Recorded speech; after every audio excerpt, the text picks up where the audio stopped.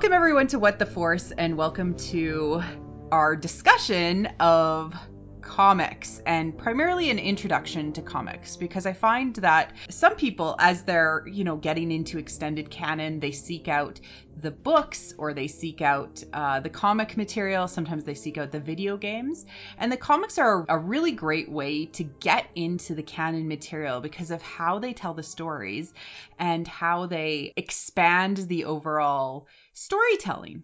With me today is Drew Dodson, who is the manager of Mighty Moose Comics in Bellevue, Washington. Welcome, Drew. Thank you.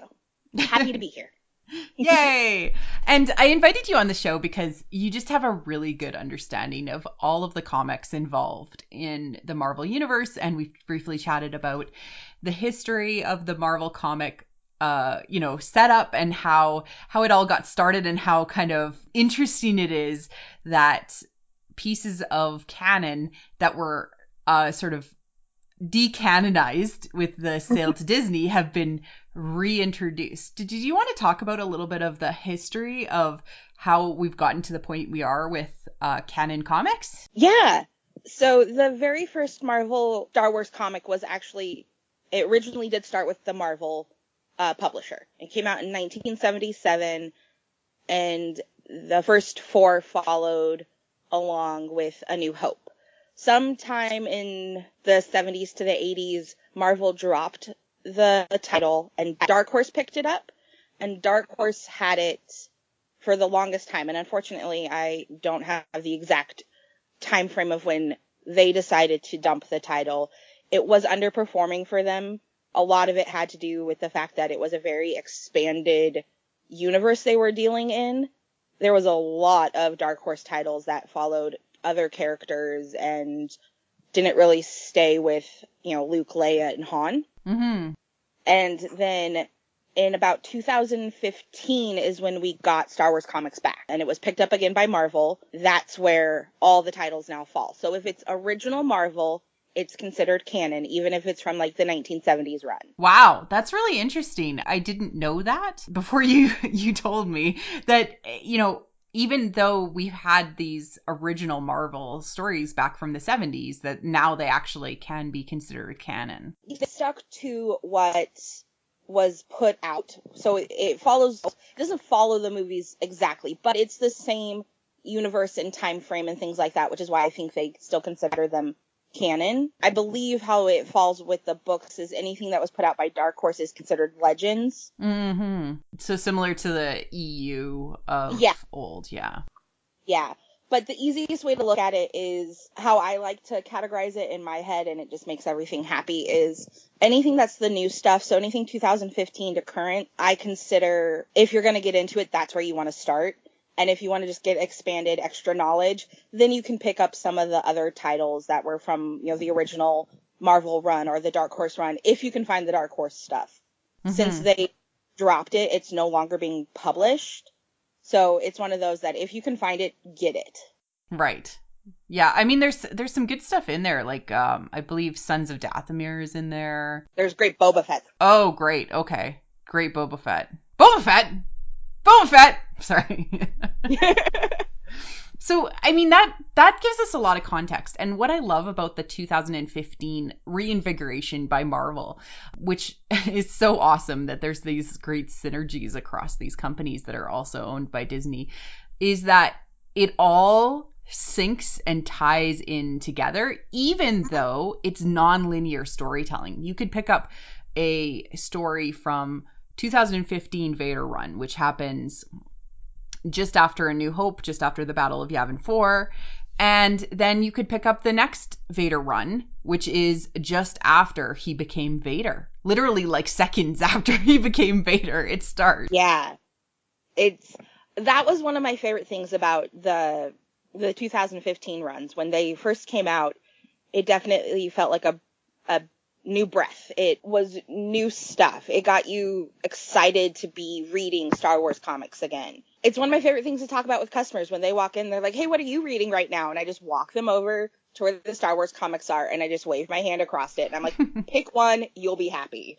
Yeah, and the art production seems to be really good. Like, Oh, the Star Wars 2015 run was so beautiful. And Yeah. some of the like Vader, like he almost has like visions in his brain, and we get to see that in the comic form. And I think that leads into like why pick up the comics if you've only been maybe into the movies or into the cartoon shows or into the books? Like why are comics different? It's another way to see what was being said. I'm a very visual person. I enjoy to visually see what is being told to me. I have a great imagination. I could read a book and visualize it myself.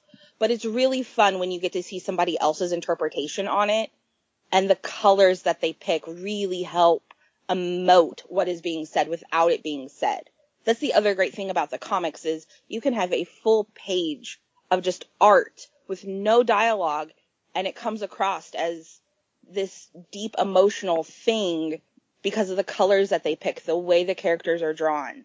And it's such a different way to get it. Yeah, I very much feel the same way, and I've always been really into visual art, and it tells it from a different angle that people would pick up. Like, and I'm probably going to talk about the Vader 2015 run so much during this during this episode, but it is one of my favorite pieces of storytelling ever. How Vader Down happens, which is cross comic crossover basically, including Star Wars and the Vader comic, where the story follows the action between the two comics for a period of time, essentially telling the story of how Vader's X-Wing got shot down and while he was trying to find Luke. It's really great storytelling. Not only did we get just immaculate Vader, and also how he truthfully feels. And it's told so beautifully with him remembering Padme, remembering who he was as Anakin. This was the reason I don't know, I always disassociated Vader from Anakin until the 2015 run. Many people say that the moment that they actually saw Anakin as Vader was in that Star Wars Rebels season 2 episode. But the 2015 run, Lords of the Sith and Rebels really tie Vader to Anakin and remind us that he truthfully is that person. In my head, when I was little, Vader was this big, scary, bad guy that you didn't want anything to do with. And it wasn't until the last 15 minutes of episode 6 where you're just like, you're a human, you're a person, you were a father. Mm-hmm. And getting to see it in the comics, it really rounds out the character. It makes him feel like this complete person as opposed to two different people. Yes. You know, Anakin and you had Darth Vader, but they were not the same, and never between the two shall meet. But then you get this comic and you get to see how he struggles and deals with things, and how there's still those bits of Anakin in him, and it made the character a character I actually wanted to root for a little bit. You know, you want him to succeed in something. It might not be the best thing because, you know, down go the rebels, but he's more to him as opposed to just this big, menacing, monolithic character in a big flowing black cape. Yeah, it adds layers of complexity to his story and actually makes him quite a complex character. Similar, I would say, to Kylo Ren in how, you know, he actually still struggled with the light, you know, and remembering who he was and how much he was stuck in the trap of learned helplessness. Yep. You know, that's some of the reasons, but also we get deeper dives into some of the characters we know and love. The Lando comic, Chewbacca, Leia, and I believe that Leia is one of your favorites. Yes. Oh, I love the Leia comic. Can you talk a little bit about the storyline to do with that? It follows her in between time from A New Hope and Empire. In the movies, you know, they're immediately on Hoth and, you know, taking up the next run of the battle, but there's stuff that happened in between it. And that comic follows what she's doing in the in-between time. The missions she's running, you know, it gives you more of who she becomes when she becomes general. And it's so great because you get to see the Leia that becomes the Hutt Slayer Leia, and the, you know, this badass chick in the making. Yeah, exactly. And not only that, these deep dives into the characters also give us hints at, like, okay, what does this all mean, right? And I say it a lot on the podcast, but that to say this is one story has never been truer, in that everything is interconnected and interlaced. And sometimes when they tell a story in the comics, it's in preparation for something that we'll see in the future. Sometimes when they tell a story in the books, it's something that we'll see in the comics. So, for example, in the Ahsoka book, written by E.K. Johnson, they talked about how when you're a Dark Force user, you take your kyber crystal and make it bleed to become red. In the Vader 2017 run, we actually see that process for Vader to turn his lightsaber red. So not only were we introduced in a previous canon elsewhere, a book canon, to this concept, but we actually get to see it happen for Vader and what happens because his lightsaber was taken by Obi-Wan. How did he get his red lightsaber, and what does that mean? And now, what does that mean that we now have a book that describes Kylo's lightsaber as not entirely red? Interesting. Yeah. Sorry, that made my brain like have a moment where it's just like, whoa. Yeah, no, in the lightsabers book by Pablo Hidalgo, Kylo's lightsaber is red yellow. Oh.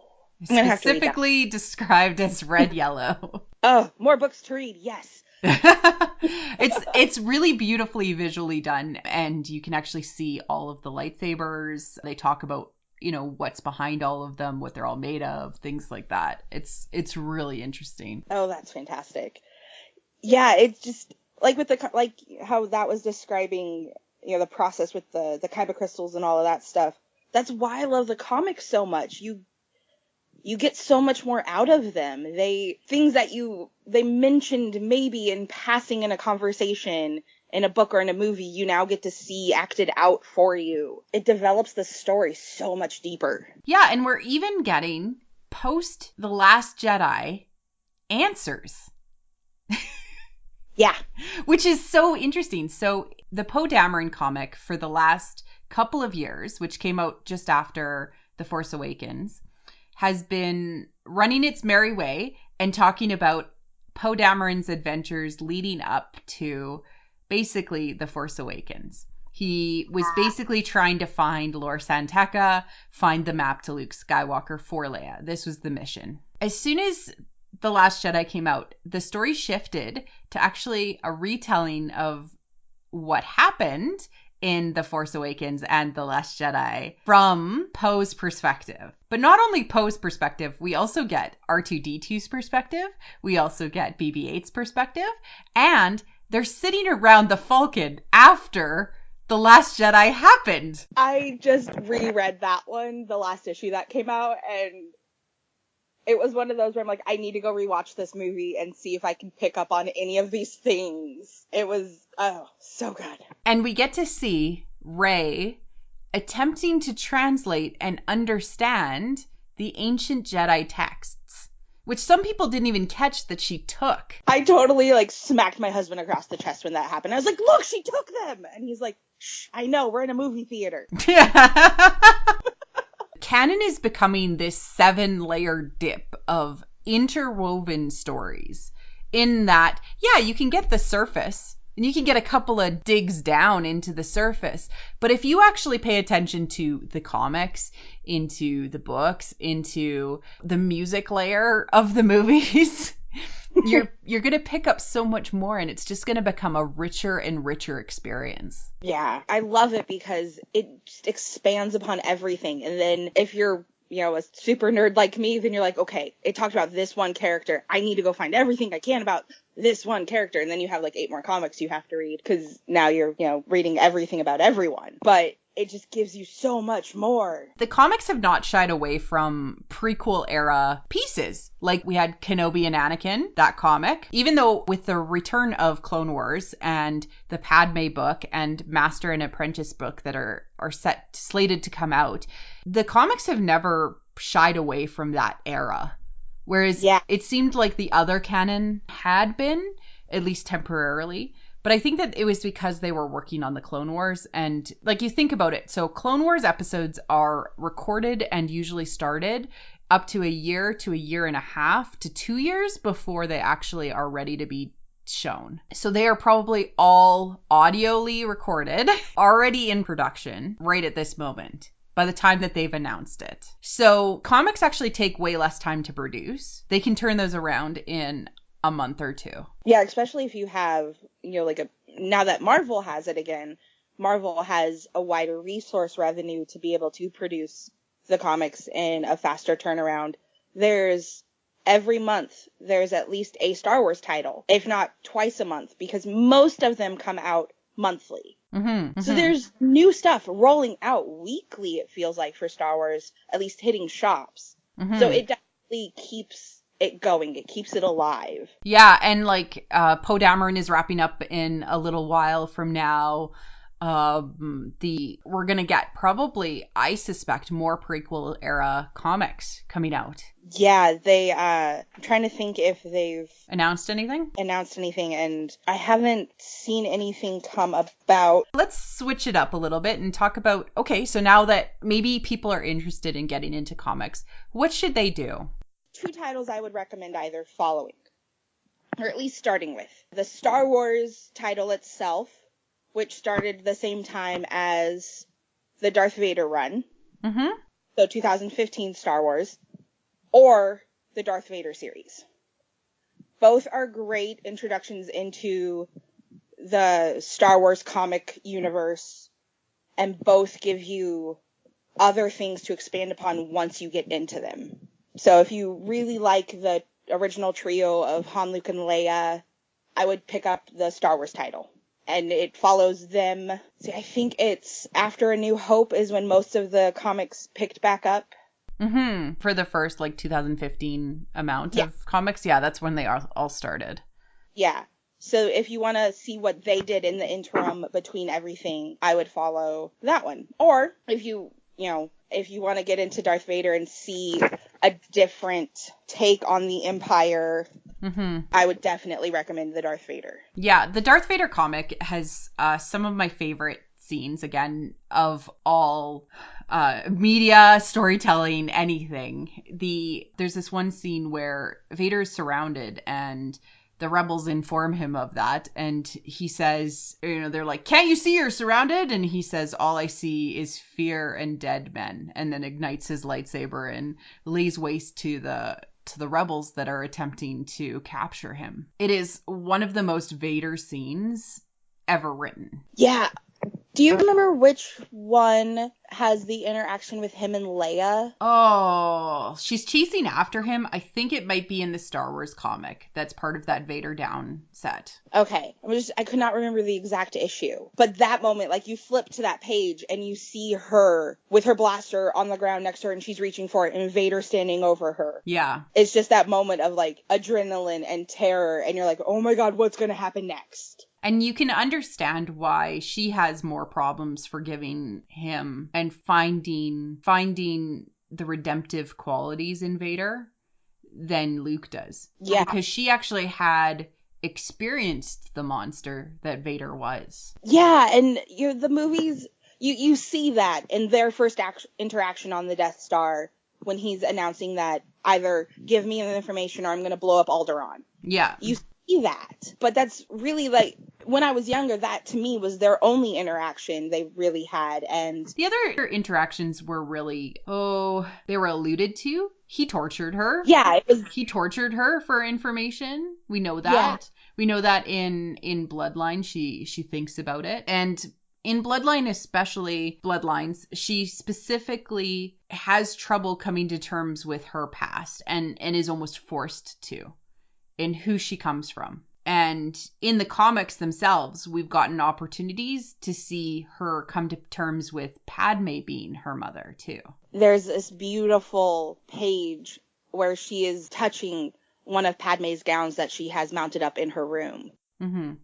And it's so touching because you can tell she really wished she could have connected with her mother, but all she has are these gowns of hers and the stories and memories, right? She has memories of her face, and that's it. Yeah, it's definitely, I love how the comics give you more of their emotions and feelings because you can see it. Mm-hmm. Yeah, exactly. And not only that, but they just help cement what the story is being told. Yep. Because you can spend time with that comic and you can absorb it in a way that you are unable to absorb it in say, a movie form. To understand all of those motions with a brief 2-second, frame of reference. Whereas you can spend time with the character and understand their thinking. It's just a really, really fascinating, a way of exploring canon, and so enjoyable. One of the things I would recommend is, if you're looking to get started, seek out a local comic store. And if you were Drew, if you came into Mighty Moose and you talked to Drew would be like, what would you say to people? I usually always like to find out if they prefer more of, the Rebel Alliance and things like that, or if they're more of an Empire supporter. And then I go from there. But usually I always just throw either Princess Leia at them or Darth Vader. Like, not literally throw, but, Make recommendations. Yeah. But if you don't live near a comic store, which could be possible, you can always check out Comixology, which I will link to in the liner notes.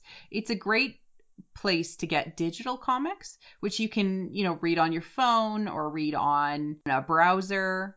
It's a way to actually get to them. And the digital comics themselves, like I have an iPad, and so I actually like reading them digitally because you can actually like zoom in on certain panels and blow them up and see how detailed the artwork is to do that one little panel. I've actually started doing that too, where what's really nice is if you get physical copies of the issues, the single issues especially, Marvel includes the digital download of it. Oh, I didn't know that. That's awesome. Yeah, a lot of the time on the very front, it'll say includes Marvel Digital. And so there'll be a code you can either type in or take a picture of, and then you can get the digital version of it, which is really nice because then you're only paying for it once. Exactly, yeah.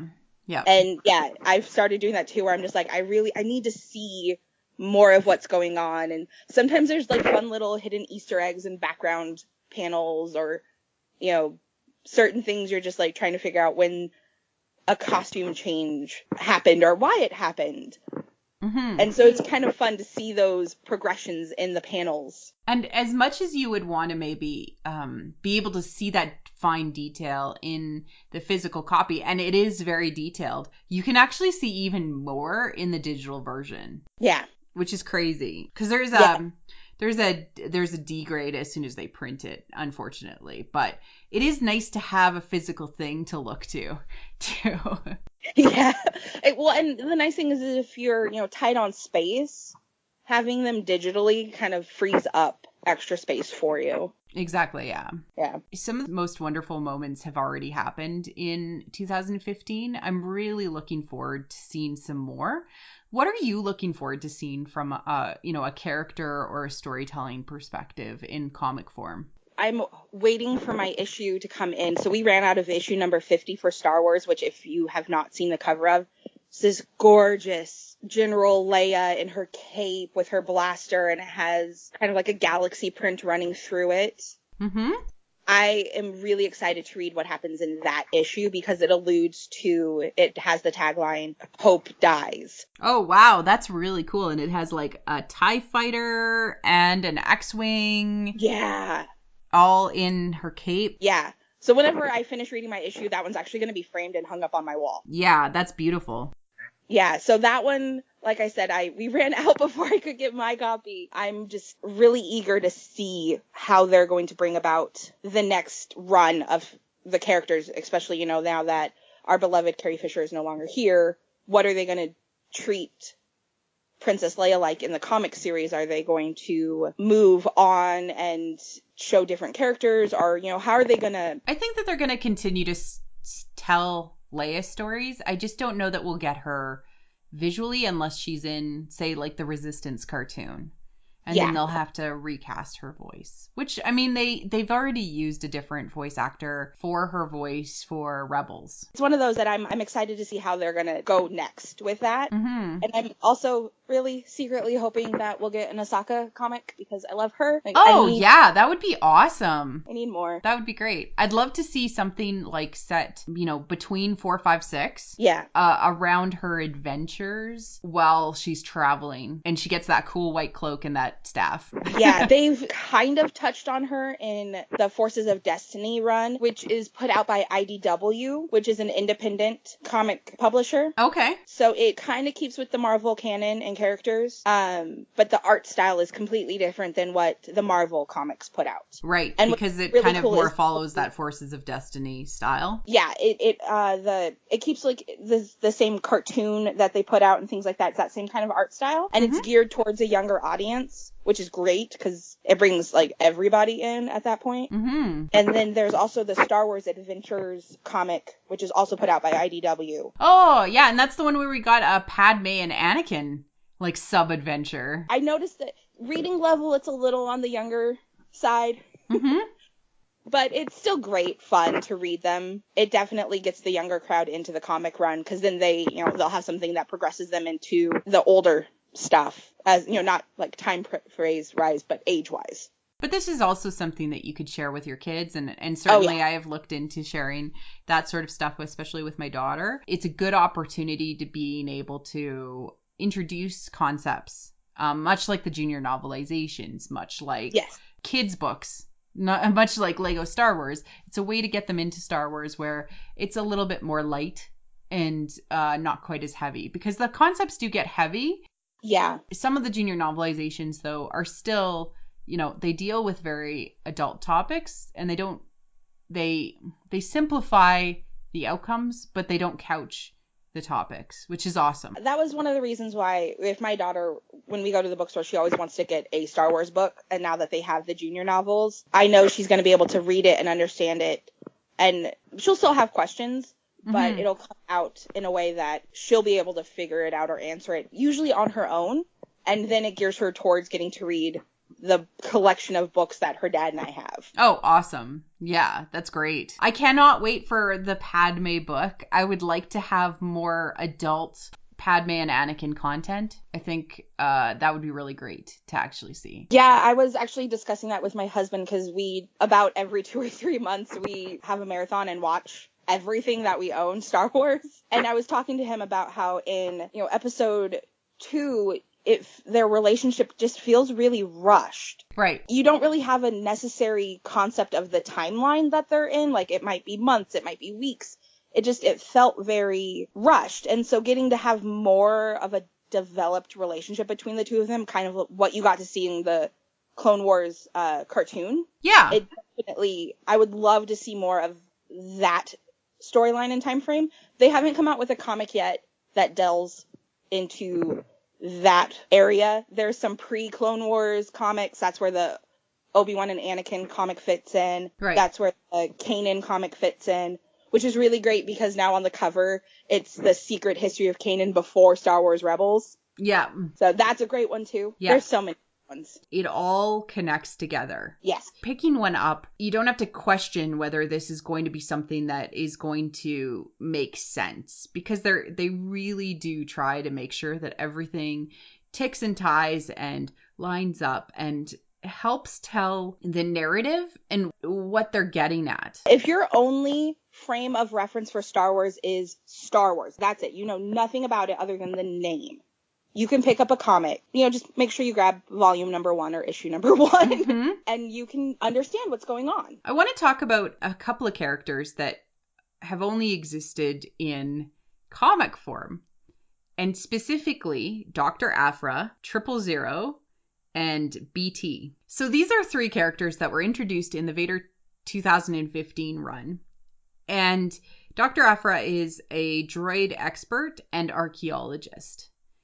And she is one of the most interesting characters that has ever been produced by Star Wars. She's so fascinating. Oh yeah, she's great. And she's got 2 droids that are essentially have no good morals. And one kind of looks like R2 and one kind of looks like C-3PO. They're like the evil versions of C-3PO and R2-D2. I thought that too. Okay, I'm not the only person. Yes. And, you know, like 000 himself actually has circuits for torture. It's such an interesting take. Dr. Aphra is certainly self-serving, but her comic run actually takes off from the point that she leaves the Vader comics and takes off all on its own, and it's become its own independent thing, which is so wonderful. The cover for this yesterday's, because new comics come out every Wednesday. So the cover for yesterday's drop of Dr. Aphra, I haven't gotten to really get into Dr. Aphra yet. I have to wait for the volume number 1 to come in so I can read it, because I like to tell people to buy things. And so I'm just sitting there staring at it, and I want to know what's going on because the cover is so grabbing. But I know this character. And so you're just like sitting there going, oh my God, what did she get herself into? Yeah, what is she doing now? What'd she do now? And I mean, so she almost gets spaced by Vader in the Vader comic a couple of times. So it's just awesome. And to see a female character that is atypical, you know, amoral sometimes, self-serving too, and also just really, really intelligent is awesome. A different character, and it's just so much fun. I like their take on by any means necessary character. That's how she is in my book. She's an by any means necessary.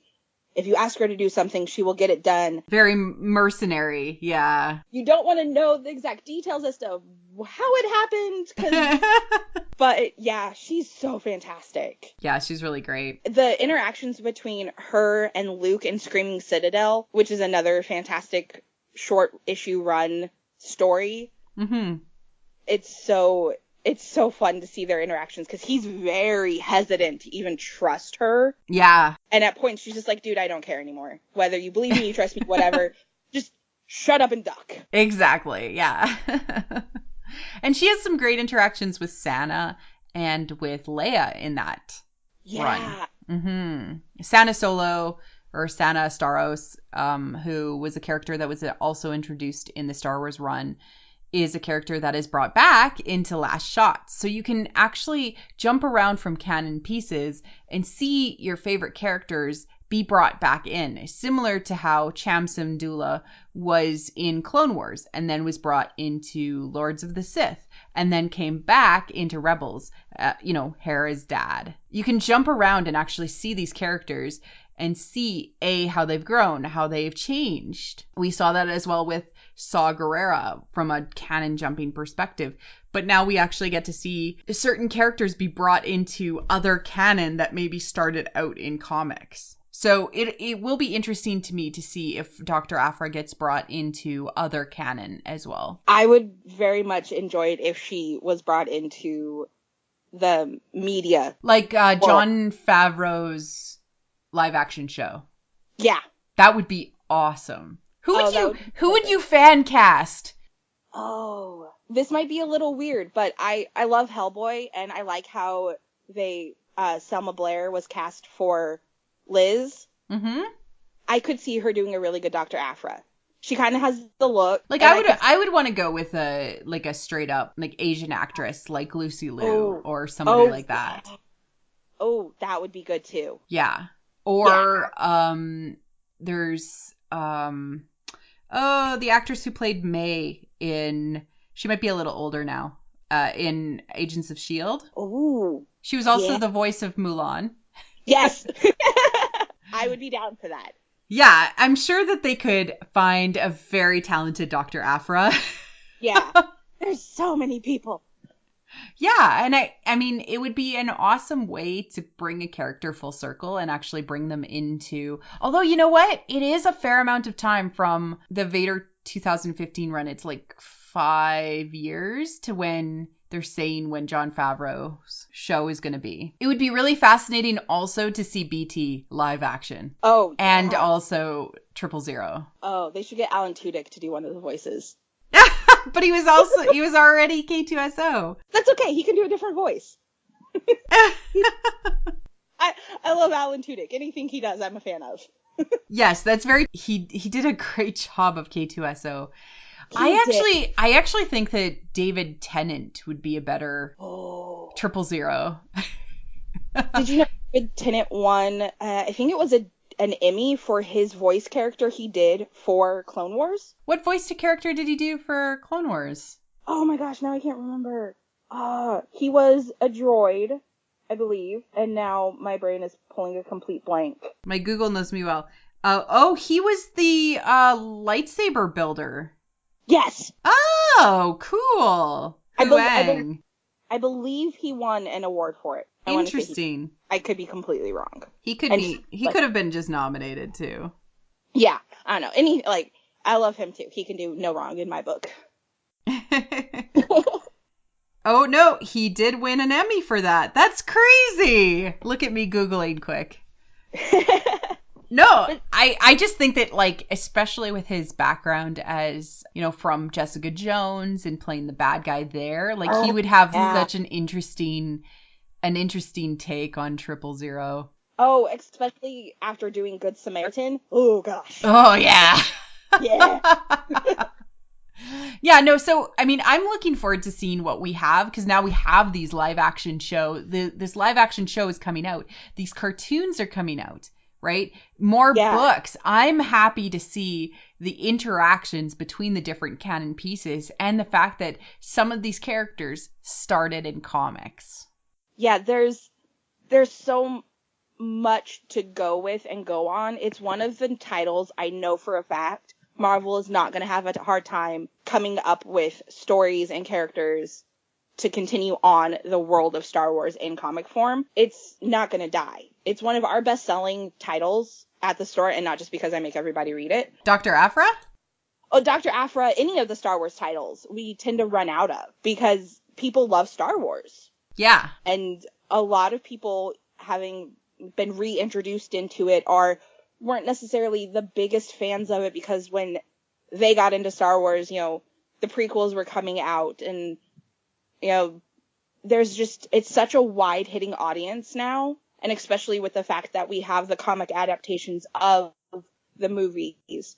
So you have familiar-looking, you know, cel-drawn characters that look like the actors in the movie, so you can, like, frame reference it. There's just so much to it now that it's not going to go anywhere. Yeah. No, and they keep on expanding, and they're being very smart with these, like, short-term runs. Like, let's just do Vader for, you know, X amount of issues. Let's do a second Vader run for X amount of issues. Yeah, they're these lovely little self-contained story arcs. And they're doing the same thing with the comic adaptations of, you know, The Last Jedi and The Force Awakens. They're short runs, and they're not trying to beat a dead horse by making it this, you know, episodic 1,000-run issue story. And so you aren't going to get tired of it. Mm-hmm. I just need more other characters.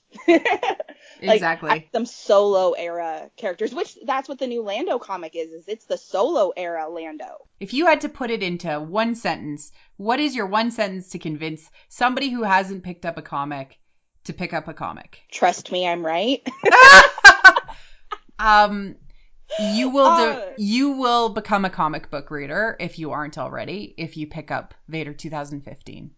Yeah, exactly. It's one of those that if you've never been introduced into the world of comics, or you're kind of a casual reader, the moment you pick up either the Star Wars or the Vader, you are going to get hooked. You're going to want to continue reading it. Exactly. And with that, Drew, thank you for coming on the show and talking about comics. I really do look forward to talking with you again. Maybe we'll deep dive into Vader 2015 as a sort of why it's important, what it tells about the larger story in future episodes.